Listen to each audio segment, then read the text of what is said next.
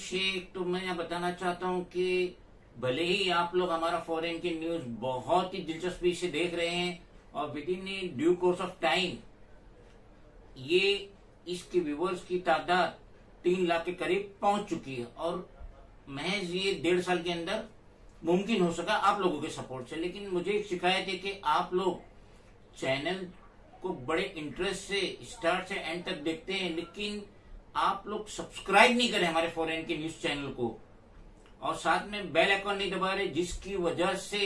1.5 सालों में हमारे व्यूवर्स की तादाद भले ही 3 लाख तक पहुंच गई, लेकिन आज भी हमारे सब्सक्राइबर 3000 तक नहीं पहुंचे। तो मैं उम्मीद करता हूं कि जब आप हमारा न्यूज देखेंगे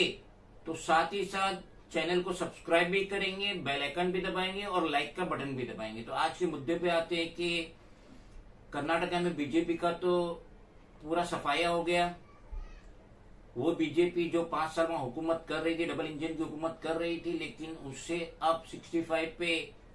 सिमट के रहना पड़ा और कांग्रेस ने 135 सीट पाई, जो कि बहुत बड़ी कामयाबी है कांग्रेस के लिए। तो अब जो बीजेपी की हार हुई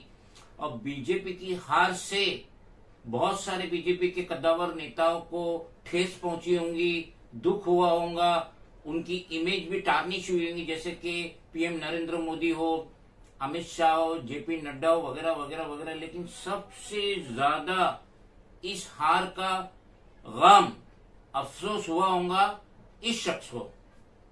यह है गौतम अदानी, क्योंकि हिंडनबर्ग की जो रिपोर्ट आई थी जिसके बाद इनके शेयर्स धलड़े के तरीके से नीचे गिरे थे और जब ये मैटर सुप्रीम कोर्ट पहुंचा, इस शख्स के यहाँ डीवाई चंद्रचूड़ उनके यहाँ पहुंचा जो कि चीफ जस्टिस ऑफ इंडिया है, और उन्होंने सेबी वो ऑर्गेनाइजेशन है जो नजर रखती है, शेयर बाजार की शेयरों पे नजर रखती है कि कोई धांधली ना हो। तो सेबी को जिस तरीके से डीवाई चंद्रचूड़ ने आदेश दिए थे कि हमें आप रिपोर्ट जमा कीजिए, अब सेबी का वो टाइम मुकर्रर कंप्लीट हो गया जो टाइम दिया गया, तो अब सेबी चाहती कि हमें मजीद 6 महीने का टाइम दिया जाए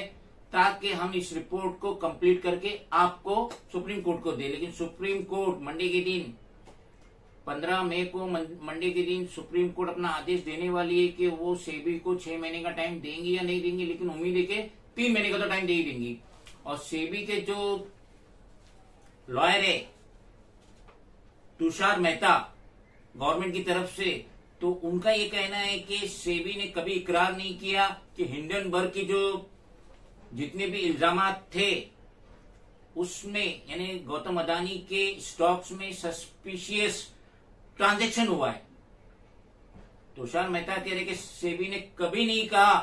कि गौतम अदानी के स्टॉक्स में सस्पिशियस ट्रांजैक्शन हुआ है, ये तो हिंडनबर्ग कह रहा था। और साथ ही साथ उन्होंने ये भी कहे कि हिंडनबर्ग ने ये सब इल्जाम लगाए थे कि ये गौतम अदानी के स्टॉक्स में छेड़छाड़ हुई है, इरेगुलरिटीज हुई है, लेकिन सेबी ने कभी इसका इकरार नहीं की। और जो पेटिशनर की जो लॉयर है तुषार मेहता, उन्होंने chief justice of India DY Chandrachud से रिक्वेस्ट करी कि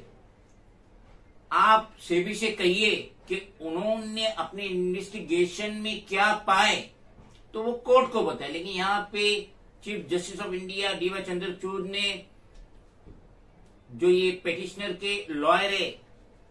उनसे कहे, प्रशांत भूषण से कहे कि ये कोई क्रिमिनल केस नहीं है जिसकी डायरी बनाई जाए और कोर्ट में पेश किया जाए। तो अब मंडे के दिन,